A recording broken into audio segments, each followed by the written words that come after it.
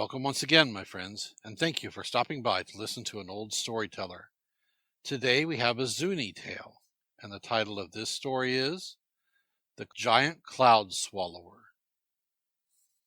Haki Suto, or Foretop Knot, he whose hair was done up over his forehead like a quail's crest, lived among the great cliffs of the north long ago, when the world was new.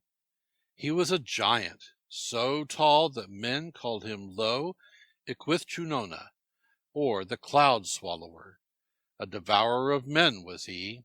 Men were his meat.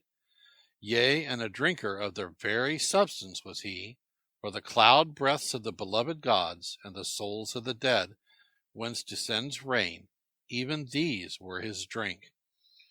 Wherefore the people of the cliffs sought to slay him, and hero after hero perished thuswise.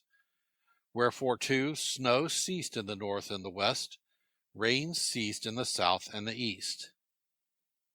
The mists of the mountains above were drunk up, the waters of the valleys below were dried up, corn withered in the fields, men hungered and died in the cliffs. Then came the twin gods of war, Ahayuta and Matselema, who in play staked the lives of foes and fierce creatures. Lo, it is not well with our children, men, said they.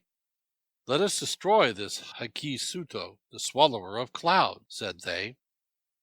They were walking along the trail which leads southward to the smooth rocks descending. O grandchildren, where be ye wending? Said a little quavering voice. They looked, the younger, then the elder. There on the tip of a grass stalk, waving her banner of down stuff, stood their grandmother, spinner of meshes. The spider, our grandmother Spider, cried one of the gods to the other. Ho, grandmother, was that you calling? Shouted they to her.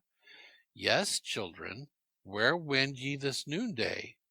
A warren we are going, said they. Look now. No beads for to broider your awning have fallen this many a morning. Aha! Wait ye, whom ye seek. Verily I know him well, said the Spider-Woman. Like a tree fallen down from the mountain, he lies by the side of the cliff trail. Aha! Side of the cliff trail, and feigns to sleep there, yet is wary. I will sew up his eyes with my down cords. Then come ye and smite him, grandchildren. She ran ahead. There lay Haki Suto, his legs over the trail where men journeyed. Great like the trunks and branches of pine trees cast down by a windstorm were his legs arching over the pathway.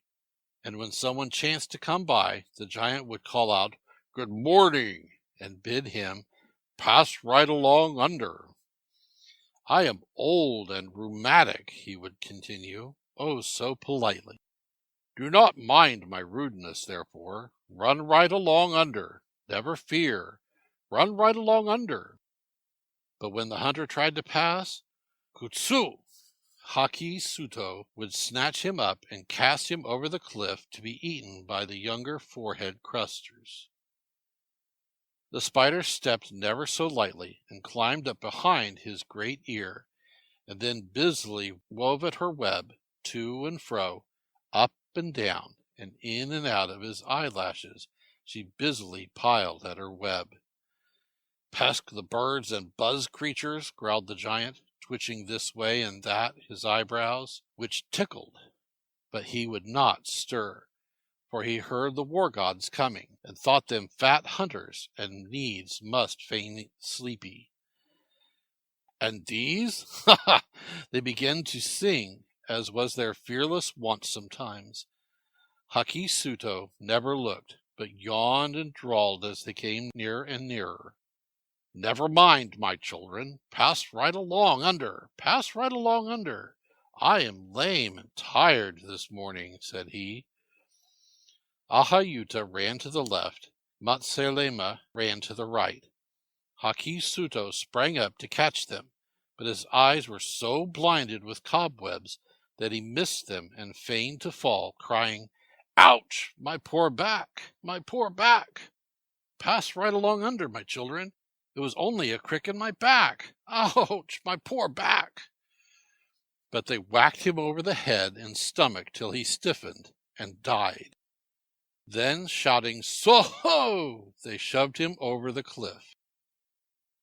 The Navajos say that the grandmother tied him there by the hair, by his top knot, where you see the white streaks on the pillar. So they say. But it's the birds that streak the pillar, and this is the way.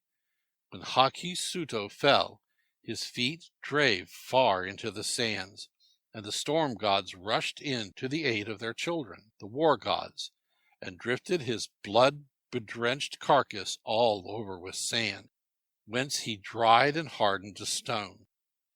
When the young ones saw him falling, they forthwith flocked up to devour him, making loud clamor. But the twain, seeing this, made after them too, and twisted the necks of all save only the tallest, who was caught in the sands with his father, and flung them aloft to the winds, whereby one became instantly the owl, who twists her head wholly around whenever so she pleases, and stares as though frightened and strangled. And another the falcon became, who perches and nests to this day on the crest of his sand-covered father, the giant cloud-drinker. And the falcons cry ever and ever, "Oh, 'tis father! Oh, father!" But, fearing that never again would the waters refreshen their canyons, our ancients who dwelt in the cliffs fled away to the southward and eastward, all save those who had perished aforetime. They are dead in their homes in the cliff towns, dried like their cornstalks that died when the rain stopped long, long ago, when all things were new.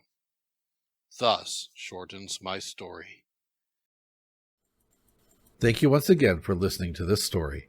If you enjoyed this story, please press that like button. Also, please help an old storyteller out by subscribing to my channel. The next story will be posted in a few days, so until then, may your story continue to be a good one.